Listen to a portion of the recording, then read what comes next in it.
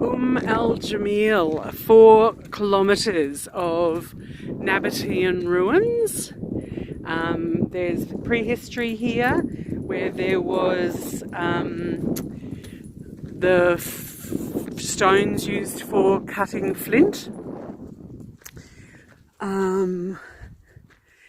It looks to be a basalt. It looks to be a really black stone.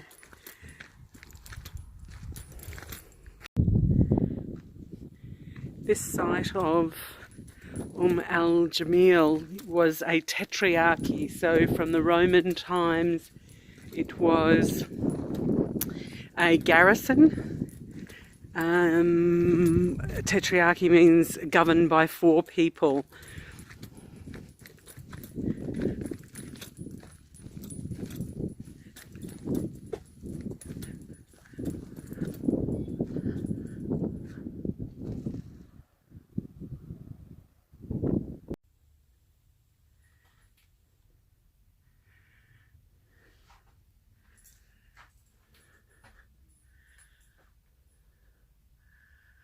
Just amazing. You can see the long, thin stones acting as rafters in this space.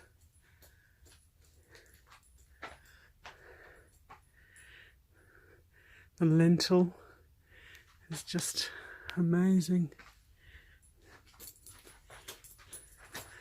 Focused on that lodestone just there, how it's wedged in and keeping everything pushed outwards. Yeah, coming into the entrance, the guide suggested or told me that it was a site that was 4 kilometres. I can see how it's massive. It's just building after building. So I'll go and have a look at some of the bigger structures. I may even try and get over there as far as those archways. I'll see how I go.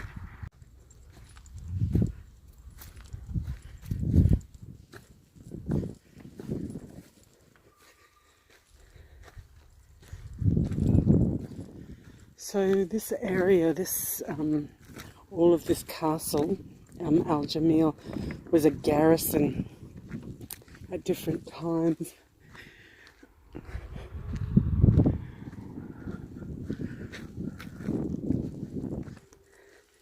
And like a protectorate of the region where it would be governed from.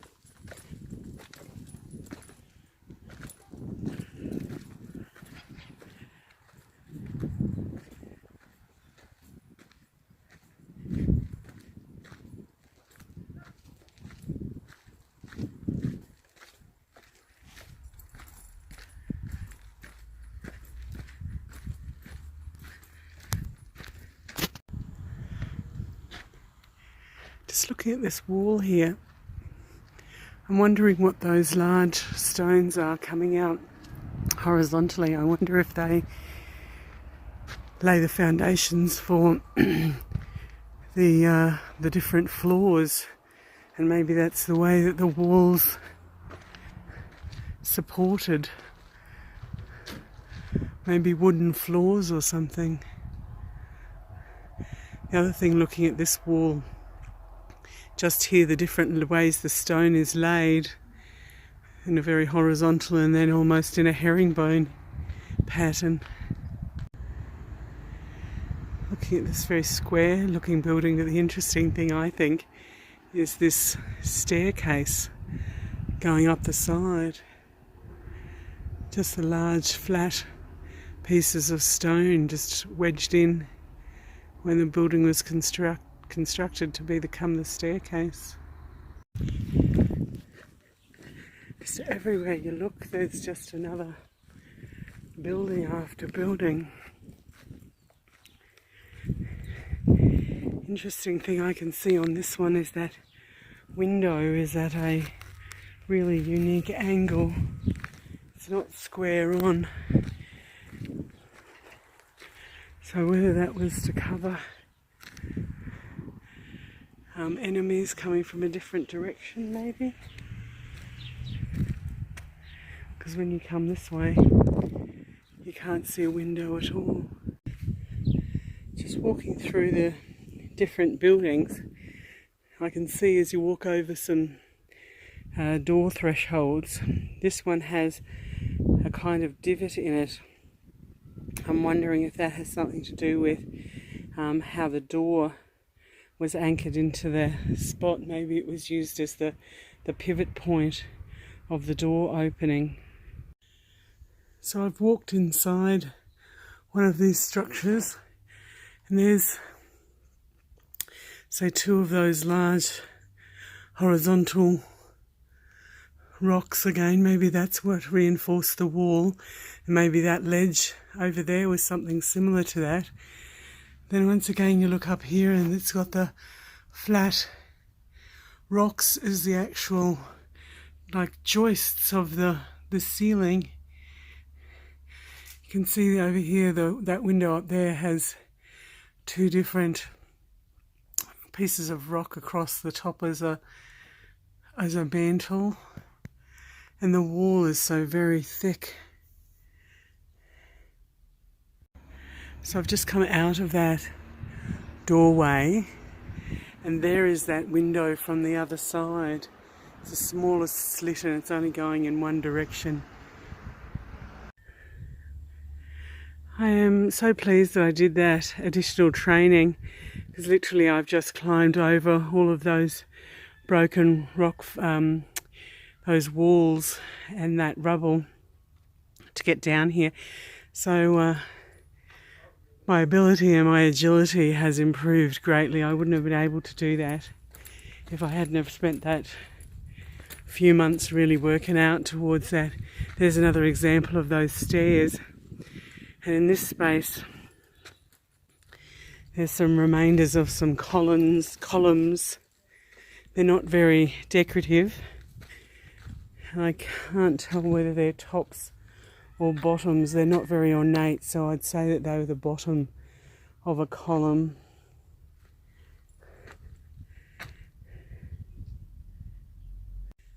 So this building's clearly under some form of reconstruction. You can see some of the bricks there have numbers on them. So part of an archaeological dig. These don't have any numbers on them, so they might not have moved at any time in recent history. But if this was created at a time where there was no formal handwriting and the equipment was fairly basic, all the geometry and the symmetry is just amazing, just wonderful creation to still be standing. So I've moved over to where I saw that archway from a distance, and you can see that it's a very impressive structure. Trying to get a little bit closer here, it even probably looks as if there was a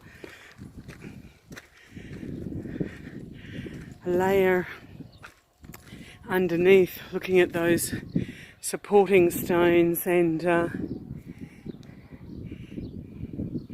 that looks like a reinforcement of a wall of some kind, maybe with a staircase going in between. But whatever this building was, it was very substantial.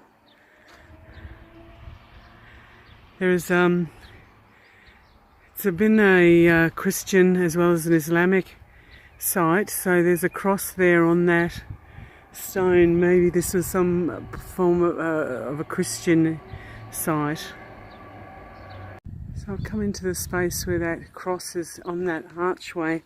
But the other interesting thing is, now that I can see over here, you can see the outline of another building, another area.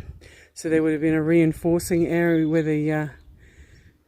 the wall went to the other direction, and a small gap between these two stones probably indicated that there was a doorway there where the walls were in this space, then the door, and then maybe the wall going that area just next door to it. It's like an architectural little discovery, isn't it? There's an interesting mark on this stone here, whether the stone should be facing a different direction, and maybe that circular area was where a door or a hinge maybe was situated. Moving past this area, there's a couple of columns, tops of columns there, so maybe they were part of this structure originally. So I'm just going to be in the last area that I'm going to explore, because I'm going to have to head back to the car because we've got so many other places to visit today. But this area looks to have almost like a small village, its own street structure. It's probably about 300 or 400 metres in length, comprising of different buildings. There's no real identifiable markings to say if they were Christian or not. It could, but yeah, I'm just standing in the middle of this massive ruin. It's just amazing. Wish I knew more about architecture to understand what I was genuinely looking at.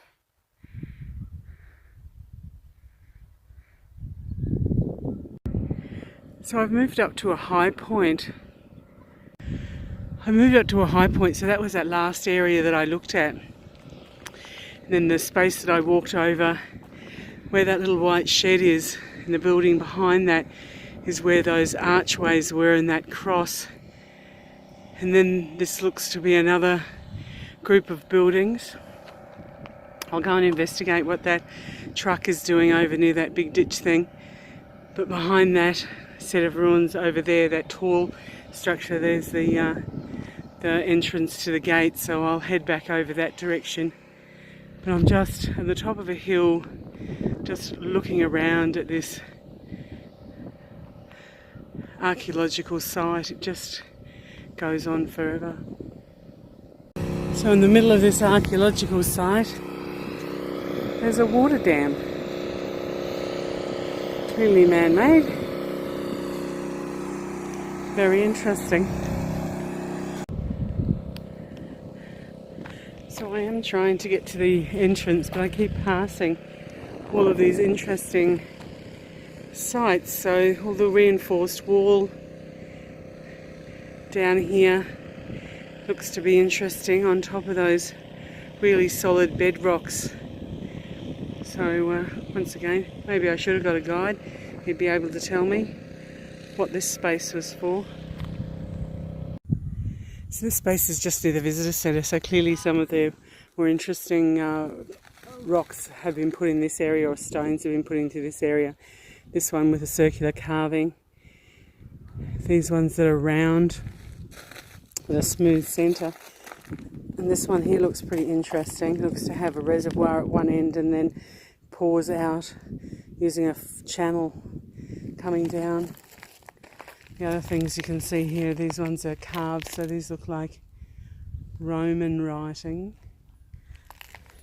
And it'd be very interesting to know what this conical or cone-shaped one did.